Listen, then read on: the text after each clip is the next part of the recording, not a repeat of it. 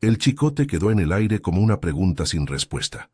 La mano del feitor temblando, la fusta extendida en un arco a punto de caer. Todos los ojos del patio se volvieron hacia Rodrigo Mendonça de Almeida. No gritó.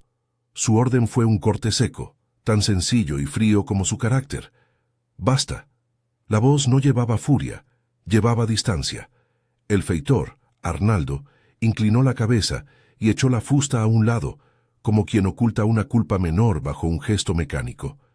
Un silencio espeso llenó la facenda Serra Fría. El latido del corral, el ladrido a lo lejos, incluso el viento parecieron contenerse para escuchar. La casa grande se alzaba en su clásico desacuerdo con la vida del campo. Muros de cal que habían conocido días de calor y noches de aguardiente. Tejas inclinadas que guardaban la memoria de lluvias, ventanas que miraban con superioridad a la senzala, donde el humo de la cocina nunca dejaba de subir. Rodrigo tenía 34 años, la mandíbula firme, los párpados que no se ablandaban ante el clamor. Hijo del barón Eduardo Mendonça de Almeida, había heredado más que título y tierras, la manera de mirar las cosas como propiedades que se administran, los silencios que protegen la honra, las sumas que resuelven disputas. Pero en sus ojos, algunos viejos esclavos reconocían un matiz nuevo aquella mañana. Algo que no era compasión completa, ni siquiera clemencia, sino un estremecimiento que no había estado ahí cuando nació. Cándida permanecía de pie, la espalda encorvada por años de trabajo, las canas recogidas en un moño que la hacía parecer aún más pequeña. Sus manos, curtidas por la faena, se aferraban a un paño blanco, como si fuera ese paño el único sostén que le quedaba. No supo recostarse cuando la fusta se alzó. No supo mirar con indignación ni con rencor. En su rostro se dibujaba una paciencia que no exigía nada.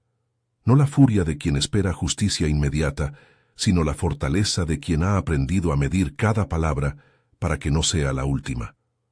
Sus ojos, a la altura de Rodrigo, se posaron en él sin sorpresa.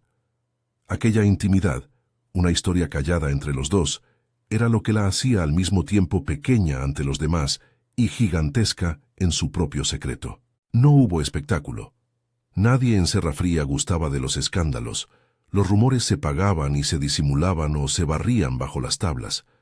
Aún así, aquel gesto de Rodrigo atravesó el patio como una cuchillada limpia. El hijo del barón había impedido que se infligiera dolor a una mujer que hacía años había sido instrumento de la casa. No fue una proclamación pública, ni una exhibición. Fue una palabra que cambió la mecánica del día.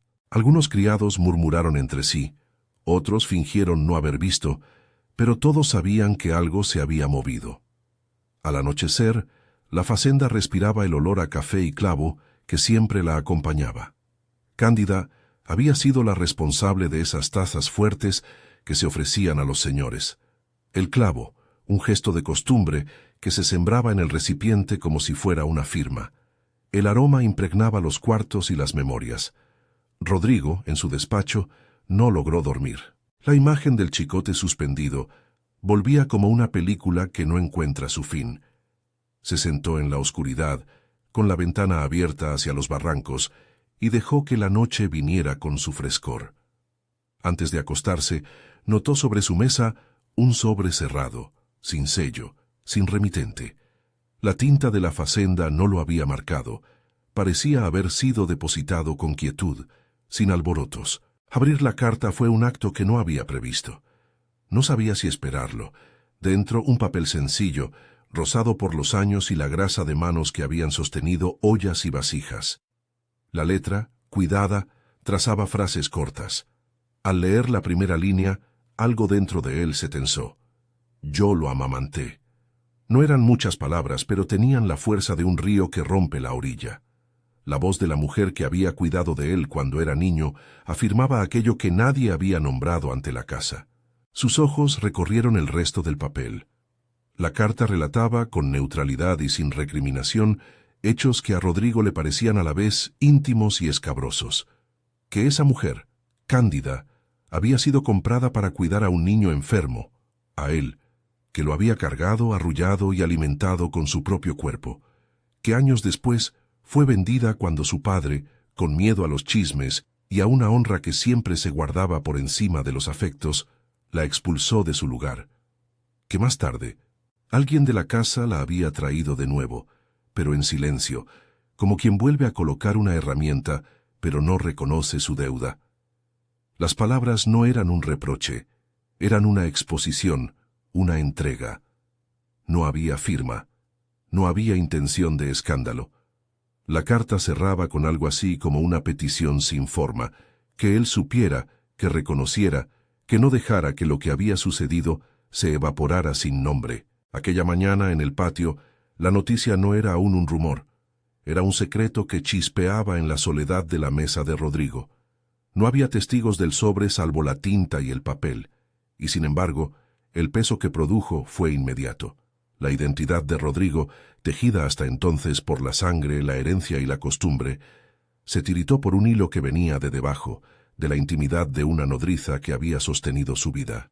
Si esta historia te toca, cuéntame desde dónde la ves y si crees que la justicia tardía conserva valor. Tu palabra ayuda a que este relato sea compartido. Después de dejar la carta encima de la mesa como si fuera un animal dormido, Rodrigo fue a la cocina. La luz a través de las persianas dibujaba bandas en el suelo de tierra apisonada. Cándida removía el café en una paila, con la calma de quien repite ritos que no requieren pensamiento. Cuando él entró, ella no alzó la mirada. Solo cuando el calor del metal llegó a sus manos dobladas, pareció percatarse de la presencia de su antiguo protegido. «No quería molestarlo, señor», dijo ella sin más. La palabra «señor» volvía a poner distancia y al mismo tiempo recordaba las cadenas invisibles que aún pesaban. Rodrigo dejó la carta sobre la encimera. El papel, entre las manos de ella, pareció cobrar voz otra vez. Se sentó y la miró largamente. No formuló preguntas que pudieran humillarla. No pidió explicaciones que la hicieran pequeña. En su boca, la curiosidad era un temblor contenido. Cándida se limpió las manos en el delantal y dejó la cucharilla en la paila con un gesto preciso. Sus ojos eran de un color difícil de nombrar, marrón claro, lleno de jirones de luz que el tiempo no había conseguido arrancar. Había un orgullo en la manera en que hablaba. No era la voz de la que suplicaba justicia, era la de la que conocía su propia medida. «Lo escribí porque ya no tenía miedo de que me castigaran por decirlo», dijo con voz serena, «porque entendí que usted debía saber. Y porque...» Aquí hizo una pausa, el peso de las palabras como una piedra que debe dejarse reposar, porque el silencio pesa y me cansé de cargarlo sola. Rodrigo sintió otra cosa que no supo nombrar de inmediato. Una mezcla de vergüenza y reconocimiento, una especie de deuda que no tenía asiento en los libros de la facenda. Miró a Cándida y vio no solo a la mujer que había criado a un niño, sino a la estrategia con la que una persona, a lo largo de décadas, había tejido su vida para sobrevivir bajo la más fría de las economías, la de la falta de nombre público. «¿Por qué ahora?», preguntó él, con voz baja. Ella apoyó la frente contra el dorso de la mano, como si el esfuerzo de recordar fuera algo físico. «Porque dejé de creer que mi silencio corrigiera otras cosas, porque la memoria merece un sitio, y porque sentí miedo de que mi tiempo terminara sin que se dijera su nombre real. Ustedes me llamaban por órdenes y nombres que les gustaban, pero yo supe su olor cuando era niño, supe su sueño cuando lo arrullaba. Fuimos durante un tiempo más que señor y criado. Después me vendieron por miedo». Las palabras devolvieron a Rodrigo escenas que creía olvidadas. Una mujer inclinada sobre su cuna, la suavidad de una voz que le daba calor, el sabor de la leche mezclado con retazos de pan y con el humo del fuego. Recordó con una claridad que le dolió la fragancia del clavo que flotaba en el café de los desayunos familiares. Al principio lo había tomado por costumbre, pero ahora cada aroma se presentaba como una pista. Todo aquello que en la casa era insignificante, en la carta tenía la carga de una confesión. No solo Rodrigo resultó sacudido. Benedito, el anciano archivista de la facenda, fue llamado a la cocina con discreción. Benedito caminó entre las sombras de los corredores con la calma de quien guarda historias, como quien guarda granos. Su boca, acostumbrada al relato y a la memoria oral, comenzó a tramar la cronología que podía confirmar o negar las afirmaciones del papel. Ella llegó a esta casa cuando usted tuvo fiebre, dijo con voz de arena. La compraron en la feria, tenía poco más de 20 años. Benedito habló de precios y de nombres como si estuviera contando la cosecha de otra época, por una suma que nadie hoy recordaría, porque los números se esfuman, con dinero que se contó muy rápido y se repartió deprisa para que no quedara memoria de la operación. Habló de manos que daban y de manos que tomaban. Pero, sobre todo, habló del modo en que la compra borró la voz de Cándida ante la comunidad. Joan Batista, el capataz libre que había trabajado muchos años con la familia, añadió, con un tono que mezclaba respeto y algo parecido a culpa: la casa encontró la manera de volver a colocarla, no con la palabra de antes, con el silencio de que volver era solamente volver a servir. La volvieron a traer porque hacía falta una nodriza que supiera cuándo un niño tenía frío. Eso fue todo. Lo demás fue prudencia, señor. Prudencia de quien teme que las palabras destruyan la honra. Mientras escuchaba, Rodrigo aprendió a leer otros signos que no estaban escritos en la carta. La forma en que la casa había protegido su propia reputación más que a las personas que la habitaban. La manera en que un gesto doméstico se convirtió en la habitación donde se escondían los afectos. Y sin embargo, en la voz de Cándida había ausencia de amargura que irritara a la humildad. Su relato era una costura hecha con puntadas lentas, no un desgarrón para exhibir. Hablaron largo rato. La conversación no fue un interrogatorio, sino una reconstrucción. Rodrigo preguntó por su padre, Eduardo. Benedito contó que en ciertas noches, cuando el hombre contaba sus ganancias, había mirado a su hijo con una mezcla de miedo y soberbia. Su padre quería lo que la circunstancia dicta, no que la vida se enreje con complicaciones, dijo Benedito. Pensó en la honra, pensó en cómo otros verían una mujer que había criado a su hijo. Prefirió la distancia. La carta funcionó como una lente. Amplificó los rincones que habían estado en penumbra. Rodrigo empezó a percibir que la facenda no era solamente un espacio productivo, era un escenario de gestos cargados de consecuencias. Cada taza de café con clavo había sido tal vez un testimonio de quemaduras de afecto que nadie se atrevía a nombrar. Arnaldo, mientras tanto, volvía a su corredor con la fusta a un lado, pero con la mirada más atenta de lo que cabría en un mero trabajador. No era un hombre de grandes gestos. Sus manos eran de las que cuentan dinero a escondidas, de las que escriben cifras en la mente para guardarlas luego en la manga. Había escuchado fragmentos de la conversación, la carta, el silencio, las palabras amamanté y vendida.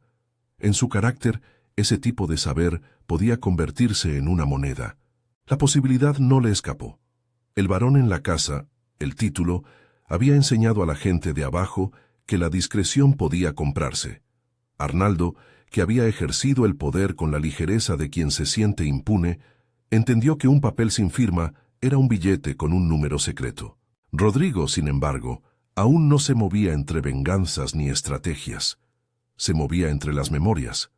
Aquel niño que alguna vez había sido acunado por Cándida, que había conocido la ternura sin nombre, se enfrentaba ahora a la pregunta de si la verdad de su origen alteraba su derecho moral sobre la facenda y sobre la gente que en ella vivía. Era una cuestión que no cabía en los libros de cuentas. ¿Qué peso tenía la gratitud frente a la ley no escrita de la honra? Y, más íntimo aún, ¿qué debía hacer un hombre que descubre que su propia vida estuvo sostenida por la leche y el silencio de otra? Los días siguientes desplegaron una sucesión de gestos pequeños que se amontonaban como pruebas. Rodrigo, atormentado por el sobre, comenzó a buscar en los cajones y baúles de la casa antiguos papeles, recibos, cualquier cosa que pudiera confirmar lo que le habían contado. Encontró facturas ajadas, un pasaje suelto de un inventario donde el nombre de Cándida no figuraba con claridad, sino como una mención discreta al tipo de servicio prestado. No hubo documentos que pusieran en blanco y negro la intimidad de una nodriza con un niño. Lo íntimo a menudo escapaba a la tinta oficial, pero en la boca de Benedito y en la memoria de Juan Había una constelación de hechos que, unidos, formaban la prueba cualitativa que Rodrigo necesitaba para creer. Cándida siguió con su trabajo, como si todo el revuelo no fuera más que un viento que pasaba por la facenda. Le servía el café al hombre de siempre, y su mano al depositar la taza dejaba un clavo como un punto final. Rodrigo comenzó a fijarse en ese clavo. Era una costumbre que ella tenía desde hacía décadas. Introducía un clavo en la taza para dar un sabor particular, para recordar algo o para marcar una taza de quien debía ser atendido con ciertas reservas. Para él, ahora, la presencia del clavo en la taza era un símbolo mucho más vasto, una firma íntima, el sello de una historia que nadie se atreve a nombrar a viva voz. No tardó en aparecer la sospecha de que la calma exterior no reflejaba la tranquilidad interior de la facenda. Alguien en el granero murmuró que faltaban sacos de café. Pequeños robos, decían algunos. La vida en la plantación siempre había conocido pérdidas minúsculas, pero la repetición de ausencias habló de algo más. Alguien robaba la mercancía, y quizás utilizaba esa ventaja para negociar otros silencios. Rodrigo, que ahora sentía el peso de la carta y de la verdad, percibió que la facenda era un tablero donde siempre había piezas ocultas. Arnaldo, con sus manos de feitor, era una de esas piezas que podía moverse con sigilo. En una tarde en que la lluvia comenzó con timidez y se volvió un rumor constante, Rodrigo citó a Arnaldo en el despacho. El feitor llegó con pasos medidos, la mirada baja, la ropa con el olor del sudor del trabajo. Rodrigo no lo acusó con aspereza. No necesitó los insultos que solían dar espectáculo. Le pidió información. Si había notado irregularidades en la elaboración del café, si había visto movimientos en las noches. Arnaldo, que conocía las maneras de responder a preguntas poderosas, negó con prontitud. Su negación sonó cierto, pero en su silencio había orificios demasiado grandes. Rodrigo notó la rigidez en su mano, el tic en la comisura de la boca. No era un hombre astuto, sino un hombre acostumbrado a salirse con pequeñas mañas cuando nadie miraba. El varón esperaba menos una respuesta que la confirmación de que la casa no estaba rota por dentro. Esa misma tarde, en la cocina, Juan Batista se sentó junto a Rodrigo y le dijo lo que Benedito había dicho con otras palabras. La facenda se sostiene por piezas de silencio. La aldea vive de rendijas donde la gente coloca lo que le falta. Arnaldo siempre fue de los que saben cobrar por no decir. Rodrigo imaginó por un momento que la carta no solo pedía un reconocimiento, sino que combinaba con un peligro práctico, la posibilidad de que la revelación fuera usada por alguien como Arnaldo para conseguir otra moneda, otra posición en la casa, otra sombra de poder. La certeza de que su origen había sido tutelado por una mujer esclavizada, vendida y recomprada, podía convertirse en un arma contra su propia familia o en una excusa para chantajes. La facenda, con su corrección pública, se movía entre la inocencia sospechosa y la culpa encubierta. Rodrigo comprendió que la respuesta no podía ser solamente interior. Las implicaciones eran materiales y sociales. Durante las noches que siguieron, la carta volvió a sus manos. La leía y releía como quien intenta descifrar una música que le es familiar, aunque nunca la haya escuchado a solas. Fue en uno de esos momentos, con la lluvia haciendo una música sorda contra los cristales, cuando recordó una escena muy antigua. Su madre, figura distante y elegante, que en algún momento había mirado con frialdad a la nodriza. Su padre, que prefería no hablar de lo que sucedía dentro de la casa. El pasado se desplegaba con una lentitud dolorosa. Las decisiones de hace décadas reaparecían en el presente con la altura de los símbolos.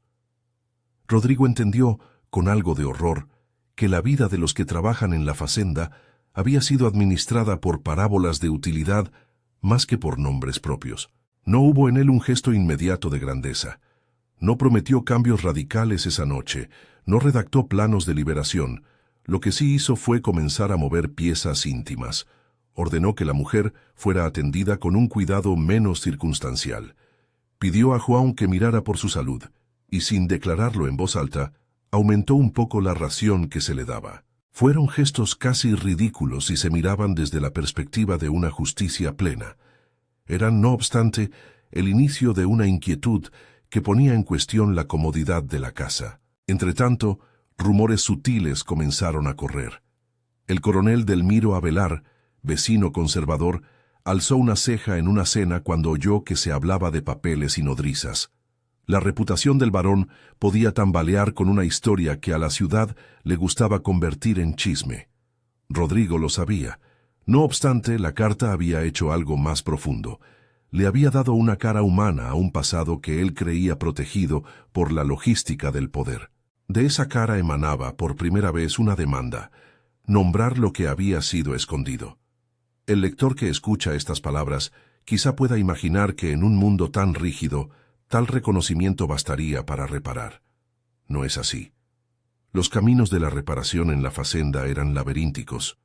Una alforria, un papel, no desandaría las décadas de trabajo forzado ni devolvería los años de vida perdidos. Además, en un espacio donde la honra pública marcaba las reglas, cualquier gesto de pico noble podía volverse espectáculo. Rodrigo lo intuía sin comprenderlo aún del todo. Hacía falta algo más que una firma. Hacía falta nombrar a la mujer por su nombre, reconocerla en la vida cotidiana, enfrentar la incomodidad de que la casa ya no fuera solo un santuario para su linaje. La carta, entretanto, se volvió un enigma que llamaba a acciones que él no estaba seguro de emprender. Benedito ofreció datos que acompañaban el relato. A ella la vendieron por miedo, señor, y la compraron otra vez en silencio.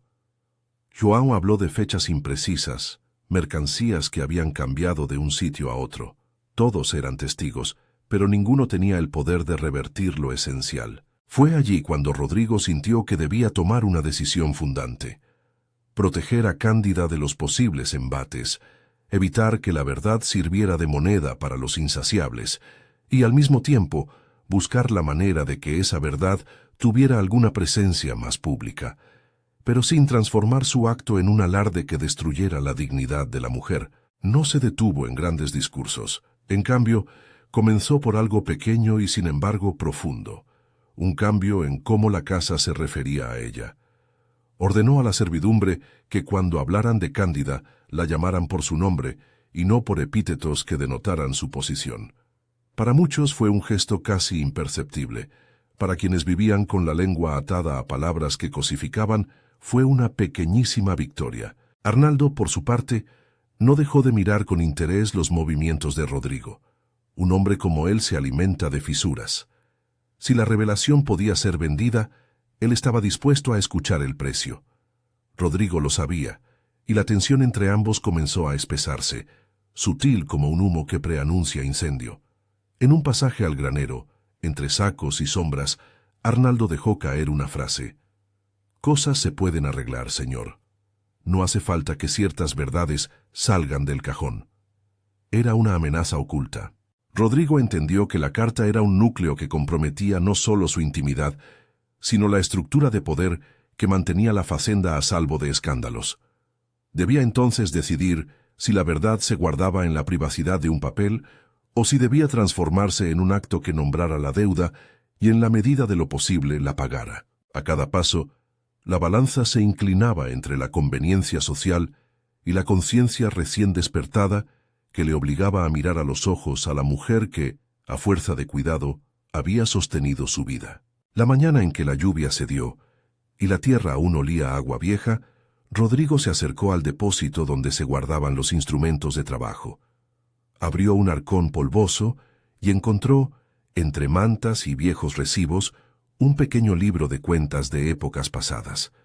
Las hojas amarillentas crujieron en sus manos como si resistieran la exposición. No había allí la certeza legal que buscaba, pero sí rastros, nombres, cantidades, pasos. Al ojear, su mirada cayó en una anotación marginal, una palabra apenas destacada, una fecha que no terminaba de coincidir con todo lo demás. Aquello bastó para generar algo más que curiosidad. Fue como encontrar una llave cuya cerradura aún no sabe a qué puerta abre. Se puso de pie con la sensación de que la carta y aquel cuaderno se empujaban entre sí para abrir una vía. Llamó a Benedito otra vez. Le pidió que hiciera memoria, que mostrara los registros de la facenda que él tuviera en la cabeza. Benedito, que era lento para las prisas pero certero para los recuerdos, respondió con esa paciencia que parece contener el mundo. «Si usted quiere que esto se ponga en orden, señor, hay que buscar la manera de nombrar, y nombrar cansa. Pero si la casa ha de seguir respirando con otro aire, es preciso que la verdad tenga un nombre y un gesto». El gesto aún no se había concretado. Rodrigo lo sabía, no porque le faltara voluntad, sino porque la voluntad se enfrentaba a una trama de intereses y silencios. No era solo su decisión personal, era la historia de una casa, de una ciudad que miraría con extrañeza, de una economía que prefería la opacidad. Sin embargo, algo en su pecho ya no se callaba, cierta ira contenida contra su padre, cierta ternura antigua por la imagen de una nodriza que lo había cobijado, cierta urgencia por reparar algo que no podía ser simplemente anulado por la firma de un papel. Esa misma tarde, cuando el sol comenzó a quebrarse en las laderas, Rodrigo se acercó a la cocina. Cándida estaba sentada junto al fogón, con una manta sobre las rodillas, las manos juntas como dos piezas que se sostienen. Él dejó el cuaderno sobre la mesa y sin alardes pronunció la palabra que hasta entonces le había sido difícil. «Gracias». No fue un acto burocrático. Fue una palabra que viajaba por generaciones de dependencia y que por primera vez encontraba una respuesta no medida por la casa. Ella le devolvió la mirada sin asombro y dijo: «No espero gracias, señor. Solo esperaba que supiera». Había en su voz un alivio que no buscaba celebraciones, la certeza de que la memoria no quedaría en silencio. Rodrigo sintió que su mundo se fragmentaba en dos. El antes, en el que la facenda se regía por reglas de blindaje, y el después, en el que su nombre estaba atado a la de otra mujer en una historia ya compartida. No sabía todavía a qué conduciría aquello, pero era ya imposible regresar. Cuando la noche cayó, la casa parecía más frágil. Las cortinas se agitaban con el viento, como manos que intentan ir más allá de una ventana. Rodrigo dejó la carta abierta en su mesa, la tinta doblada por la mano que la había escrito. A su lado, el cuaderno con anotaciones marginales susurraba posibilidades. Afuera, un perro ladró. Dentro, Benedito murmuró una última cosa antes de irse a su pieza. La memoria se arregla no con papeles, sino con actos que mantengan el nombre vivo. Rodrigo se quedó mirando la llama de la lámpara, pensando en la casa, en la reputación, en el signo del clavo en la taza del café. Sabía que debía actuar. No sabía aún cómo, pero la carta había aprendido algo que sería difícil de apagar. Una verdad, cuando se muestra, no vuelve a camuflarse. Y en esa claridad nueva, la facenda empezaba a mostrar sus grietas. En algún lado, Arnaldo apretaba los puños, y en la lejanía, la posibilidad de que la revelación fuera moneda circulante rondaba con la persistencia de una sombra. Rodrigo se acercó a la ventana, abrió el cristal y dejó que la brisa trajera el olor de la tierra mojada y del café que en la cocina hervía. Miró hacia la senzala, donde las figuras aún se movían a paso lento, y pensó en el gesto pequeño que había hecho al ordenar que se nombrara a la mujer por su nombre. Era poco, pensó, pero era un comienzo. Ese pensamiento lo dejó con el cuerpo tieso y una decisión en la garganta: buscar la manera de que el nombramiento tuviera una forma que protegiera a Cándida, que no la exhibiera, que la respetara. Y sin embargo, la vida en Serrafría no permitía movimientos aislados. Todo acto reverberaría. Rodrigo sabía que en la próxima mañana algo ocurriría que pondría a prueba su voluntad. Una carta enviada sin firma había abierto una puerta, y por esa puerta ya circulaban no solo la memoria y el afecto, sino también la codicia y la representación social. Quedaba, por tanto, mucho por decidir. A la mañana siguiente, cuando el mundo todavía olía a tierra mojada y a leña extinguida, Arnaldo no se mostró sorprendido por la tensión que pesaba en la casa. Caminaba como quien ha hecho del sigilo una profesión. Pasos cortos, mirada esquiva, manos que se saben útiles para lo que nadie mira. Fue a él a quien Rodrigo encontró en el eje de los cobertizos, junto a los sacos de café apilados. Los granos despedían un olor ácido que la casa conocía por la boca de la mañana. No hubo saludo. Solo el roce de dos voluntades que se medían. «He oído», dijo Arnaldo sin alzar la vista, «que han llegado papeles por ahí». Rodrigo sostuvo la mirada, quieto como una estatua mal tallada. No aludió a la carta, no la mostró. En cambio dejó que la palabra flotara en el aire, como quien deja caer una moneda para saber en qué lado rebotará. «Hay cosas que conviene no comentar en voz alta», respondió Rodrigo. «¿Qué quieres, Arnaldo?» El feitor exhaló una risa breve, fría, sin alegría. «Lo suficiente para saber que a muchos aquí nos interesa que ciertas verdades no salgan del cajón. Hay formas de negociar, hay maneras de arreglar el rumor sin que llegue al coronel y a la ciudad. Usted tiene manos para esto, señor. Yo tengo oídos. Lo que usted haga», alargó la frase con la impaciencia de quien desea cobrar por el silencio, «podría tener un precio». Las palabras no eran una petición, sino un cálculo. Había descubierto que la carta que había alterado la casa podía transformarse en moneda. Arnaldo medía el valor del secreto como si se tratara de una pieza de oficio. La facenda era, en sus cuentas, un sistema de intercambios. Lealtades por favores, miradas por tareas, discreción por resguardos. Y en esa economía, la verdad de la nodriza resultaba rentable. Rodrigo sintió el primer ardor de la indignación y la segunda punzada más sutil, la comprensión de que el peligro no era solo verbal. Si alguien convertía la carta en chantaje, la casa entera podría resquebrajarse. Había que actuar, pero no con la violencia que Arnaldo parecía esperar, sino con la precisión que exige un instrumento afinado. Rodrigo, que tantos años había calculado rentas y cosechas, supo en ese instante que debía poner en juego la misma ecuación, descubrir qué había debajo de las ausencias. Pidió a Juan Batista que le acompañara en una inspección sin ruido. Juntos recorrieron los almacenes y contaron sacos, abrieron costales, olfatearon el polvo y el nombre. Algunos sacos, disimulados, habían sido vaciados y las mallas rehechas para que la pérdida pasara inadvertida.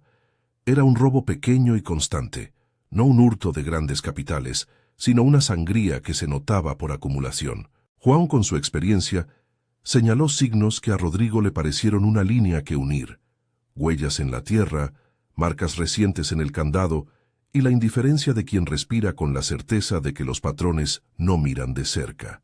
Las piezas apuntaban a Arnaldo. No era un genio del crimen, era un hombre acostumbrado a apropiarse de lo que no debía, a reclamar silencios como dueños de deuda. Rodrigo sintió que la situación exigía dos acciones simultáneas: evitar que el chantaje se consumara y denunciar el robo para restablecer la orden. Si solo silenciaba a Arnaldo con oro, le había entregado la llave de la casa. Si lo dejaba continuar, Arnaldo se convertiría en el verdugo de la discreción. La tarde fue un tejido de decisiones. Rodrigo habló con Benedito y con algunos hombres de confianza. Pidió pruebas discretas, escuchó historias de noches en que sacos desaparecían. Con la evidencia en la mano, no muchas páginas, sino indicios sólidos, convocó a Arnaldo a la plaza del patio frente a los trabajadores. No hubo exhibición. El varón no gustaba de espectáculos, pero sí quiso que la acusación no fuera una trama de rumores, sino un acto con consecuencias. «Arnaldo», dijo, «se le acusa de apropiación de café. Las ausencias no han sido casuales. ¿Qué tiene que decir?» El feitor, sorprendido por la súbita formalidad, contuvo la rabia con la dentadura apretada. Sabía que la palabra de Rodrigo pesaba, que, a diferencia de las mañanas de otros tiempos, la casa ya no toleraría tropelías invisibles. Su arrogancia, sin embargo, no se extinguió. «No tengo por qué decir nada, señor. ¿Me acusa sin pruebas?»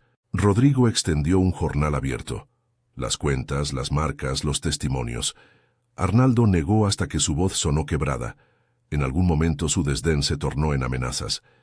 «Si usted quiere que las pequeñas cosas queden en la sombra, yo puedo cuidar de que así sea. Pero no pida que lo haga gratis. Lo que usted me da será la recompensa por guardar la boca cerrada». El varón lo miró como quien mira un insecto que pretende intimidar.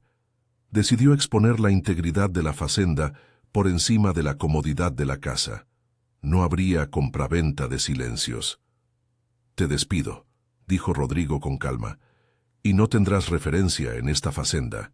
Arnaldo entendió que aquella frase era doblemente humillante. No solo perdía su puesto, sino que quedaba públicamente desacreditado. Su rabia explotó en un grito seco.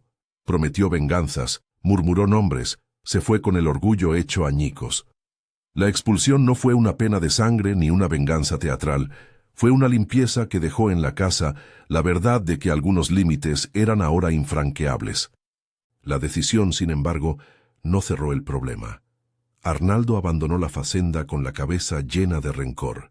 Y el mundo del campo es pequeño, las palabras corrían y el rumor se expandía. El coronel Delmiro Avelar, vecino y figura del orden local, se enteró con rapidez de la expulsión y de la carta que había desencadenado la crisis. Llamó a Rodrigo, no por solidaridad, sino por la emergencia de la reputación del linaje. «¿Un varón que permite que sus asuntos salgan a la luz?», dijo el coronel en su despacho, con la respiración medida. «Corre el riesgo de ser convertido en chisme para la ciudad. La honra se defiende. Hay maneras de manejar estas cosas sin necesidad de tropiezos». Rodrigo respondió con una verdad que le pesó en la garganta. «La honra no puede ser un marco que oculte la injusticia. No busco escándalo. Busco dignidad para quien la merece». El coronel arqueó la ceja. La defensa de la casa siempre había sido su axioma. Rodrigo, con su nueva conciencia, estaba rompiendo un contrato tácito. Las relaciones sociales, que antes se movían por silencios y pactos, empezaban a reordenarse. Algunos vecinos miraron con desdén, otros con curiosidad morbosa. La vida social de Rodrigo se resintió. Pequeños desprecios, invitaciones que dejaron de llegar. Era el costo público de una decisión personal que, aún no tomada en su totalidad, ya tenía repercusiones. Mientras la tormenta de miradas soplaba, la salud de Cándida mostró señales de una fragilidad que antes había mantenido en silencio. Al principio fue un decaimiento sutil, pasos más lentos, una tos que a veces la despertaba de noche. Rodrigo no era médico, pero sabía leer la cara de la gente que envejece a fuerza de trabajo. Llamó al doctor Américo Saldaña, que había atendido durante años a la familia, y que venía con su maletín y su instrucción clara. El doctor la examinó con manos que olían a hierro y a ungüentos. Habló de astenia, de pulmones que habían conocido humos y polvos, de la vulnerabilidad que trae la edad y el trabajo. No pronunció diagnósticos grandilocuentes, utilizó un lenguaje mesurado, propio de quien sabe que la medicina tiene límites. «Hay que cuidarla», dijo. «Descanso, mejor alimentación, fortificantes.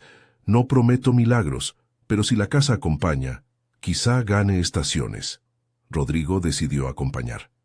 No solo ordenó cuidados materiales, fue él quien varias noches se sentó junto al fogón, sin ostentación, y la escuchó toser hasta que la respiración volviera a un ritmo menos angustiado. Le preparó caldos que, si eran humildes, eran hechos con la insistencia de quien desea reparar. Aprendió a colocar las almohadas, a medir la temperatura y a no preguntar demasiado. Cándida, por su parte, aceptó la cercanía con una serenidad que no buscaba afectos en retribución. «No haga de esto una obra, señor», le dijo una tarde, con la voz apenas más vibrante que una cuerda afinándose. «No necesito que me salve, ni que me ponga en un pedestal. Solo que me nombren». Esa simple petición tenía en sí el latido de una reparación no grandiosa. Nombrar era devolver un lugar, no conceder privilegios. Rodrigo lo entendió. La firma sería importante, pero no suficiente. La alforria era un acto que debía ir acompañado de gestos cotidianos que transformaran la práctica social. La decisión tomó forma en unas semanas. Rodrigo fue al notario, no con desfile ni trompetas, sino en la mañana gris en que la labor diaria aún no aplastaba la calma. Fue acompañado por Juan y por Benedito, ambos con la sencillez de quien acompaña a un hombre a asumir un peso que nace de la vergüenza y del cariño. En el despacho del escribano, con la tinta y el papel, Rodrigo hablaba en voz baja. No hubo testigos impresentables. Firmó con la mano temblorosa de quien reconoce que la pluma no es suficiente para borrar lo que fue. El documento, la carta de Alforria, constaba de palabras sencillas. Declaraba la condición de mujer libre a favor de Cándida. Reconocía su historia de servicio y la antigua relación que la vinculaba al heredero, y establecía una renta que garantizaría el sustento de sus últimos años. Rodrigo añadió, por su propia voluntad, una cláusula práctica, un pequeño estipendio mensual para que Cándida no dependiera únicamente de la compra y favor de la casa. No fue un capital que borrara pérdidas de juventud, fue un sostén para que, en el tiempo que le restara, pudiera elegir. Rodrigo no pensó en el brillo de los anuncios, pensó en la voz de la nodriza y en la memoria que no podía quedarse sin amparo. Regresó con el sobre cerrado y la certeza de que aquello marcaría un punto de inflexión. No buscó alardes, pero desplegó un acto que transformaba de forma tangible la vida de Cándida. Fue en la cocina, frente al fogón y a las tazas con clavo, donde abrió el sobre y le presentó el papel. Esto, dijo sin grandilocuencias, es su libertad legal. No es un favor, ni una limosna. Es un reconocimiento. Cándida lo miró con esa mirada que guarda, en su pupila, siglos de trabajo y una paciencia que no es sumisión, sino estrategia. Tomó el papel con dedos que habían pasado la vida tocando utensilios, manos que sabían del calor y del alimento. Lo leyó con calma. Sonrió de una manera tan leve que Rodrigo hubiera querido que el mundo se detuviera para que esa sonrisa fuera su única existencia.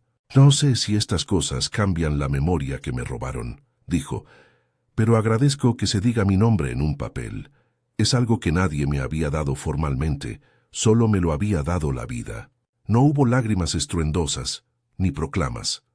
La escena fue íntima, como lo había pedido ella. La firma fue colocada, la tinta secada en el borde de la mesa y la carta quedó dentro de su delantal, guardada junto a lo que una mujer estima más preciado que el oro. La certeza de que su identidad tenía un amparo. La alforria produjo cambios sutiles e inmediatos. Rodrigo ordenó que en las rondas de la casa se le nombrara por su nombre. Pidió a los capataces que ya no usaran epítetos que cosificaran. Algunos trabajadores notaron la diferencia y respiraron con una nueva ligereza. Otros, sin embargo, continuaron con actitudes que el tiempo tarda en corregir, murmullos discretos, la costumbre que raspa. El gesto legal, sin embargo, no aplacó todos los ruidos. El coronel Delmiro no ocultó su desdén en las tertulias de la ciudad. El rumor de que el barón protegía nociones que contravenían la reputación de clase siguió circulando. Algunos comerciantes dejaron de invitar a Rodrigo a cenas. Otros miraron sus acciones con curiosidad moral.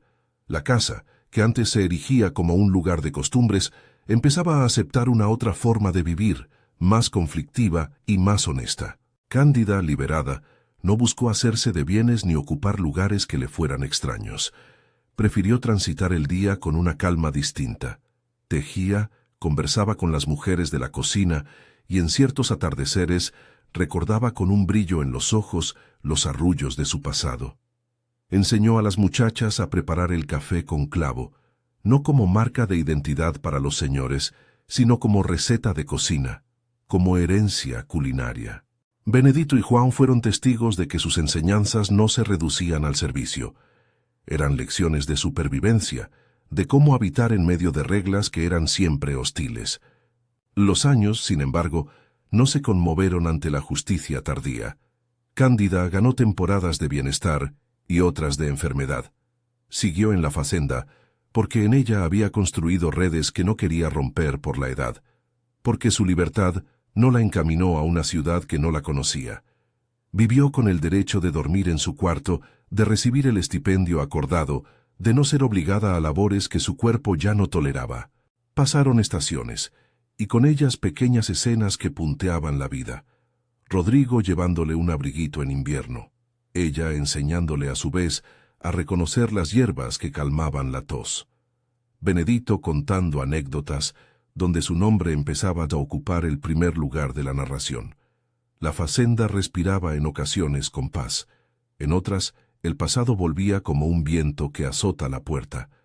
Algunas familias de la región nunca olvidaron, Otra gente aprendió a mirar distinto. Para Rodrigo, la firma había sido el comienzo de una educación nueva.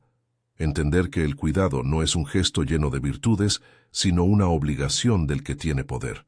Un día, sin grandes dramatismos, la enfermedad se agravó. La tos se volvió más persistente y la energía más esquiva. El doctor Américo volvió a visitar la casa y dijo con la misma mesura de siempre que el cuerpo se agotaba. No había promesas que hacer, solo alivios que prodigar. Rodrigo pasó noches enteras sentado a su cabecera, observando la manera en que la respiración se hacía más trabajosa. Aquella cercanía no fue milagrosa, fue humana, que él aprendió la geometría del dolor ajeno, cómo acomodar una mano, cómo colocar una almohada, cómo sostener el silencio. Cándida, en esas jornadas finales, no buscó palabras enormes. Le hablaba de recuerdos simples, el olor de la tortilla de maíz cuando él era pequeño, el nombre de las flores que crecían cerca del riachuelo, la expresión torpe de un perro viejo que la siguió por años. Le pidió, en un momento de claridad, algo que la ciudad no otorgaba, que se recordara su nombre con respeto. «No quiero pompas», dijo con la voz que resbalaba entre la niebla de las horas. «Quiero que si algún día hay una piedra, ponga mi nombre como siempre lo he pronunciado». Rodrigo no prometió imposible alguno. Prometió honrar esa petición hasta donde su voluntad alcanzara. Mandó llamar a un carpintero de la aldea, y con la discreción que le había empezado a gustar, pidió que hiciera una cruz sencilla y una placa donde solo figurara su nombre. Cándida, sin epítetos, con la tilde en su sitio como si la ortografía devolviera algo de humanidad perdida. La lápida no era monumental, era un gesto de verdad. La muerte llegó como llegan muchas verdades, sin estruendo, con la calma que deja la noche. Cuando el cuerpo fue inerte, la facenda se movilizó en un acto sobrio. No hubo cortejo multitudinario, tampoco silencio absoluto. Fueron quienes quisieron estar, Benedito con los ojos húmedos, Juan con una seriedad que no buscaba demostraciones, algunos trabajadores que habían aprendido de ella a calentar la mano temblorosa de un compañero. Rodrigo caminó detrás de la cruz que el carpintero cargaba. Llevaba una taza de café con clavo en la mano que depositó al borde de la sepultura, como si ese ritual fuese un lenguaje compartido entre los que habían conocido su cocina. A su alrededor, la tierra olía a humedad y a café. Las bestias pastaban sin inquietud. El enterramiento fue modesto y humano. Las palabras que se dijeron no fueron oratorias, fueron recolocaciones de memorias. Benedito habló de su llegada a la casa y de cómo su risa, a veces, había sido la única luz en noches largas. Juan recordó su destreza para calentar guisos y su paciencia para soportar el reproche de los patrones. Rodrigo, cuando le llegó el turno, no pronunció sermones. Depositó la última pala de tierra con las manos desnudas y dijo su nombre en voz baja: Cándida. Fue un acto de reconocimiento que le salía de la garganta y que no necesitó testigos más que la siguiente estación. Después del entierro, la casa se vació de un modo delicado. Las tareas continuaron. La vida del campo no se detiene por lutos duraderos. Rodrigo, sin embargo, sintió que algo en su interior había quedado distinto: la obligación de mirar de frente lo que la familia había hecho. Mantuvo el estipendio acordado y mandó que el nombre de Cándida figurase en los libros de la facenda, no como una nota oculta, sino con la visibilidad que merecía, en la lista de las personas que habían trabajado allí. Fue un gesto administrativo con carga simbólica. La sociedad siguió con sus murmullos. Algunos vecinos criticaron la atención de Rodrigo como un exceso novelero. Otros, en cambio, vieron en su acción una brizna de justicia. La pregunta que la facenda dejó en el aire no fue contestada con una sola respuesta: ¿vale la justicia tardía? La duda permaneció en la boca de los hombres que miraban la escena desde lejos. Rodrigo comprendió, con la humildad de quien ha aprendido por experiencia, que su gesto no borraba los daños ni restituía los años que habían sido arrebatados. Pero también supo que la firma había significado algo. Era un trazo que restituía, en parte, la palabra y la existencia de alguien. Los años le dieron a Rodrigo un nuevo ritmo. No abandonó la facenda ni sus responsabilidades, pero su manera de mirar cambió. Reparó en la fatiga de quienes trabajaban, en la vieja postura de Benedito, en la paciencia de João. En algunas noches, cuando el viento venía de la sierra y traía el aroma del café recién trillado, Rodrigo se permitía recordar la mano de Cándida, la forma en que introducía el clavo en la taza como una marca de identidad. A veces, sin pretenderlo, colocaba el mismo gesto en su taza matinal, no como una reivindicación, sino como un recuerdo. Benedito, ya viejo, continuó siendo la memoria viva de la casa. Reunía a los muchachos y les contaba historias, no para exaltar al amo ni al esclavo, sino para preservar voces que podrían perderse. Contaba, con cariño y amargura, la historia de una mujer que había dado más de lo que el sistema permitiría comprender. João, por su parte, mantuvo la vigilancia cotidiana, y en su mirada hubo finalmente una paz que no dependía del interés, sino de la justicia. Arnaldo nunca regresó con poder. Algunas veces llegó a la vereda del pueblo con su lengua afilada, pero quien lo miró lo vio disminuido. El tiempo y la expulsión habían cortado su fibra social. Se volvió figura de advertencia para quienes pensaban que la discreción puede comprarse. La casa, en cambio, continuó su ruta, con sus sombras y con sus pequeñas luces. Rodrigo no se convirtió en un santo. Siguió siendo un hombre con contradicciones, pero la experiencia le dejó una enseñanza inapelable. El reconocimiento no es una indulgencia, sino una deuda. En la penumbra de una tarde en que la lluvia volvió a hacer música en los tejados y la tierra supo otra vez a humedad, Rodrigo fue al camposanto donde había enterrado a Cándida. La cruz de madera, sencilla y desgastada por el sol, tenía la placa con la letra tosca pero clara: Cándida. La tilde en su nombre parecía, para quien la mirara con cuidado, una corrección tardía a muchos silencios.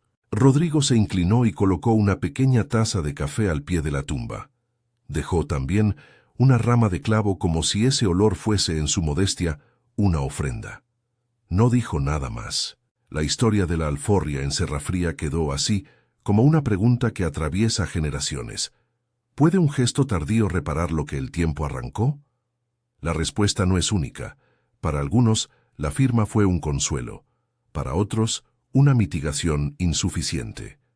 Lo que sí quedó fue la claridad de que nombrar, incluso cuando llega tarde, transforma la trama de las relaciones, obliga a mirar a los ojos, a llamar a las personas por su nombre, a entender que la dignidad no es un mérito, sino un derecho.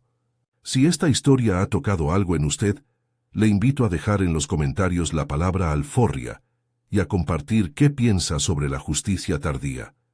¿Sirve para algo o es solo un acto simbólico que no restaura lo perdido? Cuente su mirada. Su palabra ayuda a mantener viva la memoria de quienes no tuvieron quien los nombrara a tiempo.